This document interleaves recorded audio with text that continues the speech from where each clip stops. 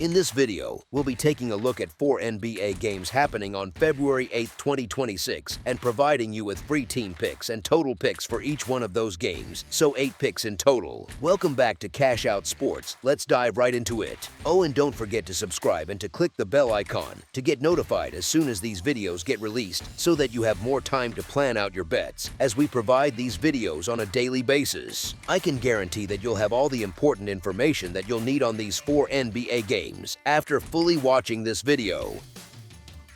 One more thing before we start: if you would like to gain access to our best exclusive sports picks to take your journey to the next level, then check out our Patreon in the link down below, where we offer our best single picks, parlay picks, and much more. Now let's get started. New York Knicks versus Boston Celtics. Madison Square Garden energy might be legendary, but this one in Boston has its own kind of buzz already building in the background. Two teams sitting right near the top of the East, both very aware that the standings board and the recent history between them are staring over their shoulders the whole night. Boston sitting at roughly 34-18, New York at about 33-19. That is not a golf, that is a single slip-up or a single big win changing how everybody talks about them. You have last year's playoff history still lingering, the Knicks walking in with that fresh NBA Cup banner attached to their identity, and a Celtics team reshaping what it is without its main star but still finding ways to stack wins. It feels less like a random February meeting and more like a check-in on which blueprint actually works better under real pressure. On the surface, it is easy to understand why the home team still gets tagged as the favorite in this spot. Boston has spent most of the season playing like one of the cleanest offenses in the league, even while adjusting to life without its franchise scorer. They just came off that wild rally against Miami, clawing back from a huge hole in a game that turned into a late-game grind where they made just enough big plays. The new big man in the middle shows up and immediately posts the kind of sturdy, double-double type performance that coaches love, while the primary wing scorer takes on an even heavier scoring load and actually delivers. Moments like that stick in people's minds. They create a story of momentum, of a team that figures it out no matter how awkward the rotation changes feel on paper. Let me explain why that first impression does not tell the whole story. When you zoom out and really compare these two teams, the distance between them shrinks a lot. Those records sitting right next to each other, the efficiency numbers that quietly tell you New York has been beating teams by real margins when it is right, and the fact that they have been friendly to spread backers all season, all of that makes the matchup feel more like a coin that keeps landing on its edge. This is not some Cinderella group accidentally near the top. This is the reigning NBA Cup champion, a group that has already shown it can handle this Celtics core in a playoff setting, led by Mike Brown, who has built the Knicks' identity around possession-by-possession discipline that looks tailor-made for exactly this kind of opponent. There is also the emotional angle that you can almost feel through the TV. New York walks into Boston fresh off their ugliest loss of the year, a complete no-show night in Detroit where they got run off the floor, snapped an 8-game heater, and looked absolutely drained.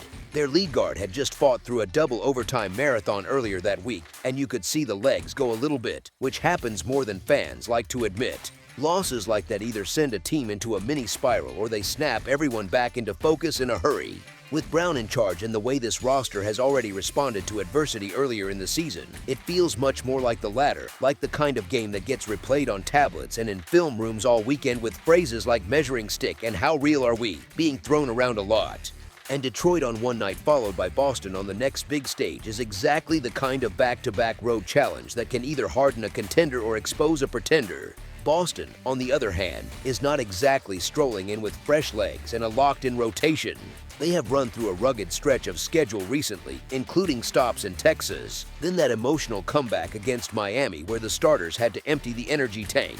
Now they turn around for a daytime home game against a physical, hungry Knicks squad that just got embarrassed and wants to hit something.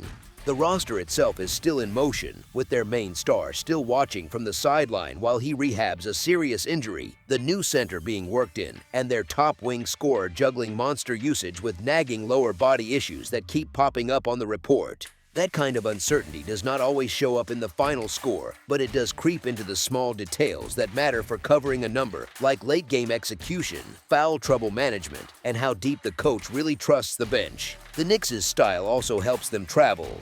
They are not trying to play at a breakneck pace, and that slower tempo often leans into their strengths rather than their weaknesses. They want to hit the glass, grind through half-court actions, and find efficient shots, especially from the outside, rather than simply hoping they win a track meet. Even with injury issues, with key front-court pieces sitting out and a spark plug guard lost for the rest of the regular season, Mike Brown has nudged this group into defending with real bite again. Lineups that might look a bit patched together on paper suddenly turn into units that set screens, box out, and box you in. The recent trade that brought in a pesky point guard known for his defense signals pretty clearly that New York is leaning even harder into the idea of winning the physical and mental battle on each trip. History between the teams backs up the idea that the gap is not huge. Across the most recent run of matchups, the record sits at about 5 wins to 5 wins, and those games have typically been tight, scoreboard-wise and spread-wise. New York has edged things slightly against the number in that span, which tracks with the idea that when these two clash, the margins tend to be slim and the favorite is not always comfortable. So when you stitch everything together, the near-identical records, the Knicks' desire to bounce back from that ugly night in Detroit, the Celtics' subtle fatigue and roster rebalancing, and a market viewpoint that still leans into the home favorite label, it becomes pretty reasonable to lean toward the team catching points to stay within reach all afternoon, with very real chances to make things interesting in the final few minutes. As our first pick for this matchup, the New York Knicks to cover the spread as underdogs is our full game side pick. We got two strong offenses, two teams that can shoot, and a modern NBA environment where big scoring nights are common. It is very easy for the casual fan to hear Knicks versus Celtics and immediately picture a fast scoreboard. On paper, Boston has been one of the more efficient attacks all season, and New York's offensive profile has lived up near the better end of the league as well, helped by solid outside shooting and half-court structure. So the first instinct might be to expect a fun, free-flowing game where both sides get cooking early and never slow down. Here is the thing, that is not really how these versions of these teams prefer to live, especially against each other. Boston has consciously shifted into a more measured rhythm this year, using longer possessions, working the ball through different hands, and leaning on physicality more than pure speed. New York is not racing either, sitting below the league average in pace and often looking more comfortable when the game slows into a chess match rather than a sprint. We just saw Boston win a game against Miami where both clubs finished in the 90s on the scoreboard, and it was not some weird outlier. It was a deliberate turn toward defense, matchups, and grinding out each possession. That game felt like a playoff preview in the way it was played, and it offers a pretty clear clue about how the Celtics are willing to approach other serious opponents. New York's recent stretch tells a similar story when it is locked in. Before that mess in Detroit, the Knicks had quietly strung together performances where they dragged opponents scoring below their usual levels. Mike Brown has shifted schemes, tightened rotations, and pushed them toward being much more connected on that end. You can see the difference in small things like closeout effort, how quickly they bump cutters, and how invested the guards are in tagging rollers. It is not always pretty, but it is effective at taking the rhythm out of games. Personnel matters a lot for predicting total points, and the names missing here lean more toward lower scoring than higher. Boston is still without its premier wing star, the player who usually bails them out of bad possessions and creates tough shots late in the clock. Without him, they depend more on structured sets, secondary creators, and their bigs playing through contact inside. On the Knicks side, some of their most gifted offensive pieces are out or limited, including a stretch big who can space the floor and a two-way wing who usually adds finishing and cutting. The loss of their sharp, steady backup guard for the regular season pulls another efficient scorer out of the mix, while the new guard they brought in is far more known for stealing the ball than for putting up 20 points. All of that nudges the style toward defense, toward scrambles, and toward possessions that may last longer but do not always lead to clean, high-quality looks. When you look at what these teams have produced against each other, the picture lines up with that expectation. Their recent series of meetings has usually landed around something like 108 points aside on average, which puts the combined scores in a range that feels competitive but not wild. The results on the number of points have been fairly mixed, with some higher scoring nights and some clear grinders, but the more recent, higher stakes clashes have leaned toward the tighter, lower scoring side of that spectrum. That matches what you often see when two likely playoff teams face off late in a season. Possessions stretch out, coaches make defensive adjustments first, and nobody wants to be the one making live ball mistakes. There is also the situational piece that is easy to overlook but tends to show up subtly once the ball tips. An early Sunday start can throw players off their usual rhythm, both in terms of routine and shooting feel. Both teams are also coming out of emotionally heavy games, one on a high from a comeback, the other on a low from a blowout, and that usually tightens things up mentally. Sometimes that energy translates into better defense and more physicality instead of smoother offense. So while the raw offensive talent floating around this court might suggest a fireworks show, the pace tendencies, the injury lists, the way the coaches like to shape big games, and the recent history between them all quietly point towards something more methodical, more physical, and more likely to stay in a modest scoring window rather than breaking out into a track meet. As our second pick for this matchup, under the projected total is our full game total pick.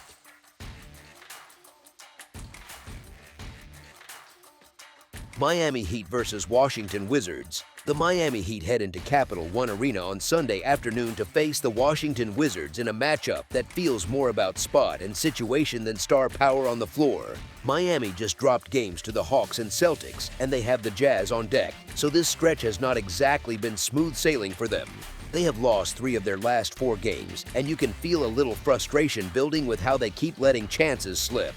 Washington comes in with a very different kind of problem because they did manage a win over the Pistons, then turned around and lost to the Nets, and now have the Cavs up next. They have dropped 41 of their last 57 games, which says a lot about how fragile this group has been over a longer window. It is the kind of record that hangs over a locker room, even when a team believes it is better than the numbers suggest.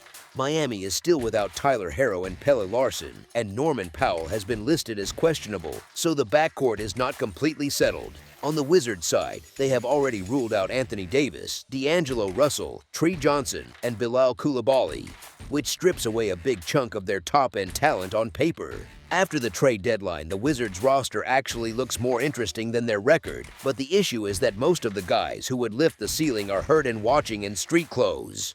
The recent Nets game is a good snapshot of where Washington is right now. They went into Brooklyn on Saturday afternoon missing key names like Alex Sarr and Keyshawn George and ended up falling short 127-113.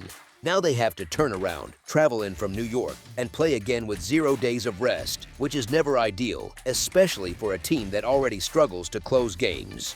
Miami, on the other hand, should be close to full strength for this one, at least relative to where they have been. Both Norman Powell and Bam Adebayo are expected to be back in the mix, and that gives the Heat a very different look on both ends of the floor. Powell has been leading the team in scoring this season at 23 points per game, giving them a go-to option who can create something late in the clock when a set breaks down.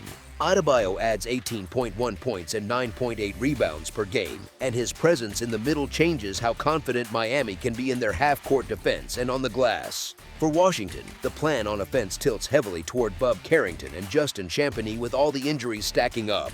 That is a tough ask for them because it means they have to carry a big load against a physical front line and a defense that can switch and bother ball handlers when Miami is locked in. You usually do not want your short-handed roster playing a rested opponent that is annoyed with itself after a close loss, and Miami will feel they let the Celtics game get away. Home court does not help the Wizards as much here either. With this game landing on Super Bowl Sunday, it is hard to imagine Wizards fans flooding the building for a 14-win team, so the environment could feel flat and neutral for long stretches. You could argue that neither side has earned blind trust given how often both have stumbled, but the scheduling spot, the expected returns for the Heat, and the Wizards' long list of absences all lean one direction. The spread is not light, and that always brings a little hesitation, but this is the kind of setup where a healthier, more motivated Miami group can press the gas and finally get the comfortable win they have been looking for.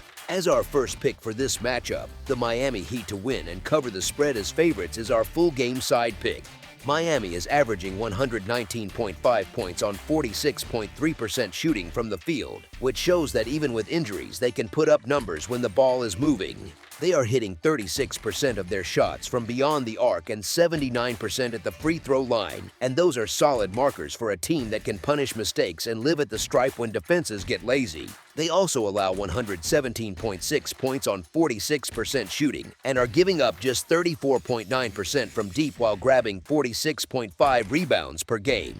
So the Heat score plenty, but they also allow enough resistance to break for games to swing into a track meet feel at times. Washington, on the other hand, is averaging 112.4 points on 45.8% shooting. Not elite but steady enough, especially when they can get out and run.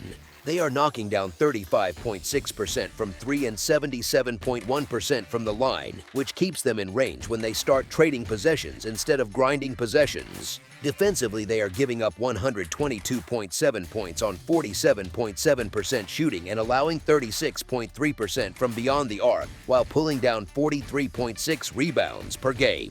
That combination of shaky defense and decent shooting is exactly what often feeds higher scoring contests, especially when the legs get tired on the second day of a back-to-back. The way the Nets game played out is also telling for the total scoring picture. Washington allowed 127 points in that loss and still found a way to put up a respectable 113 on their own, even while missing several key players. Now they have to turn around and face a Heat team that can stretch the floor, draw fouls, and attack the paint with Adebayo and Powell both expected to play meaningful roles. Tired legs usually show up first on defense, not offense, and that is where late rotations, slow closeouts, and lazy box outs can quietly stack points on the board. Miami's ability to rebound at a high rate also feeds into the scoring environment. More rebounds, especially on the defensive glass, often mean more chances to push the ball in transition and create early offense before a defense can get set. Washington's weaker rebounding numbers and defensive issues create a setting where second chance looks and open perimeter shots are very realistic for long stretches of the game. Even if the Wizards go through a couple of cold spells, their pace and their tendency to give up clean looks on the other side tend to keep totals from sinking too low. It is fair to say both teams have enough firepower and enough defensive question marks to keep the scoreboard active throughout the afternoon. The Heat can lean on efficiency, while the Wizards can lean on tempo, and together that usually pushes totals in a particular direction, even in a game where one side is favored to control things more. As our second pick for this matchup, over the projected total is our full game total pick.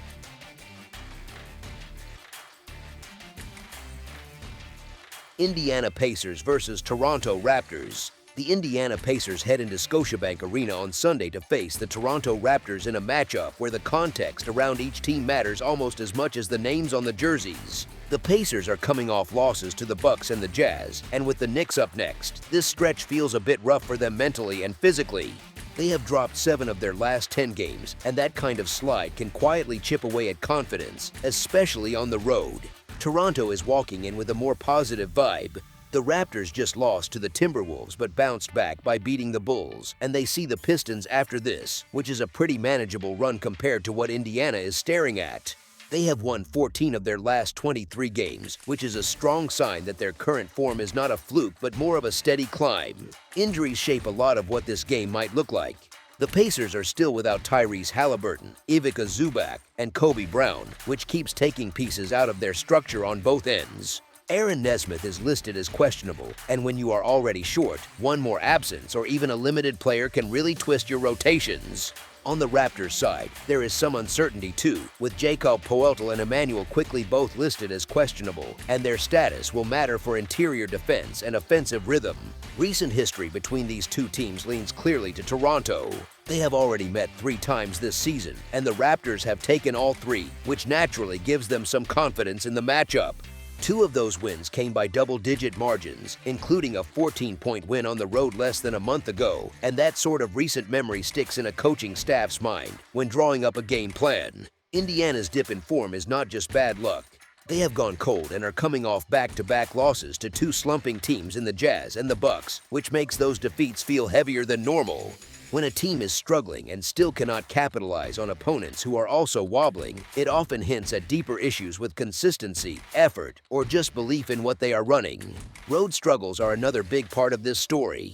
The Pacers have only 3 road wins this season, and that kind of number does not pair well with a trip to a building where the opponent is playing more confidently. Even if the Raptors are not a perfect team, they have the stronger recent form, a better track record head-to-head, and the comfort of being at home where role players usually settle in more easily. The point spread might feel heavy at first glance, and it is fair to be cautious with that. But when you line up Indiana's injuries, their road record, and their recent poor results with Toronto's momentum and success in this matchup, it becomes very hard to trust the Pacers to keep this tight. As our first pick for this matchup, the Toronto Raptors to win and cover the spread as underdogs is our full game side pick. The Pacers are averaging 110.7 points on 44.7% shooting from the field, which shows they can still manufacture offense even with key players out. They are hitting 34.5% of their attempts from beyond the arc and 76.7% at the free throw line, numbers that keep them competitive when they get enough possessions. On the other side of the ball, they are allowing 118.4 points on 48.4% shooting, and that combination is usually how games start leaning toward more points than expected. They also allow 34.5% shooting from deep and grab 42.7 rebounds per game, which gives them a decent presence on the glass but does not fully offset the soft spots in their defense. Toronto's statistical profile adds even more fuel to the scoring conversation. The Raptors are averaging 114 points on 47.4% shooting, which is a strong efficiency marker and suggests they can find good looks in the half court and in transition. They are shooting 34.4% from 3 and 78.1% from the free throw line, which keeps their offense steady even when they are not blazing hot from deep. Defensively, they allow 112.4 points on 46.2% shooting, which is respectable but still loose enough to let opponents find rhythm, especially if they push tempo. They are also giving up 34.4% from beyond the arc and pulling down 42.9 rebounds per game, numbers that hint at competitive effort but not lockdown dominance. When you put these pieces together, the shape of the game starts to look clear. The Pacers concede a lot of efficient looks, and the Raptors have the shooting and overall offensive polish to take advantage of that. At the same time, Indiana can still score at a decent rate themselves, especially if they lean into pace and quick decision-making, which they often do when talent is missing and they need to keep defenses off balance. Neither defense grades out as suffocating based on these numbers, and that usually creates a setting where both teams trade runs, see the scoreboard move consistently, and keep things alive for a higher scoring outcome. Even if some key names remain questionable, the underlying tendencies for both sides point toward offense being more reliable than defense. Shot making, pace, and free throws are all in play for both teams here, and with each side capable of putting up stretches of strong scoring while also giving up clean looks, the overall expectation tilts toward a game where points keep stacking up rather than drying out. As our second pick for this matchup, over the projected total is our full game total pick.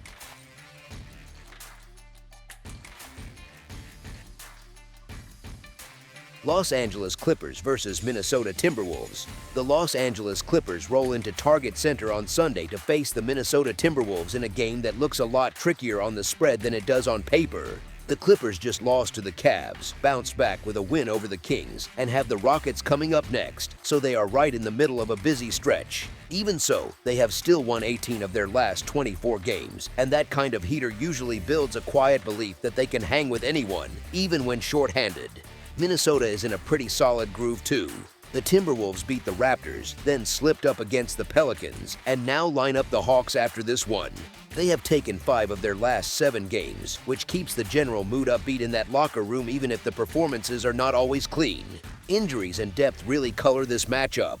The Clippers are still without Isaiah Jackson, Benedict Mathurin, and Darius Garland, so their new look group is not anywhere close to full strength yet. They have moved pieces out and brought new ones in, but the guys they added have not hit the floor, and that leaves the rotation pretty thin for now.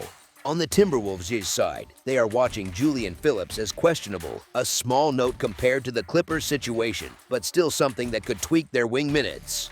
These teams last met on December 6th, and the Timberwolves took that one at home by a score of 109-106. If this matchup had landed right before the Clippers started swinging those trades, the line on this game would probably be a lot shorter. Instead, with Los Angeles in this awkward in-between phase where familiar players are gone and the replacements are not ready, the Timberwolves are sitting as heavy favorites on their own floor. Even with all that, the Clippers' recent form is hard to ignore. They have been winning at just about the best pace in the league over the last month or so, finding ways to scrap through games with whoever is available. That sort of rhythm gives you a foundation, especially when you are catching points rather than laying them. Minnesota, for all its talent, has a habit of making things harder than they need to be. They often play with their food, so to speak, and that pattern has shown up in a 23-30 record against the spread. This month, they have been favorites of 6 or more points twice, and both of those spots ended in outright losses, which is the kind of thing that sticks with bettors. On top of that, the underdog has covered in 8 of the last 9 meetings between the Timberwolves and the Clippers, which fits the general feeling that these games stay closer than expectations. So while the number here looks big and tempting to fade, the recent history and the way these teams handle pressure suggest the points with Los Angeles have real value. As our first pick for this matchup, the Los Angeles Clippers to cover the spread as underdogs is our full game side pick. The Clippers are averaging 112.3 points on 47.9% shooting, which shows they are efficient when they get into their sets. They are hitting 36.4% from beyond the arc and a very strong 83.5% at the free throw line, so their points usually come in clean, repeatable ways. On defense, they are allowing 113.1 points on 46.6% shooting and giving up 35.8% from deep while pulling in 40.8 rebounds per game.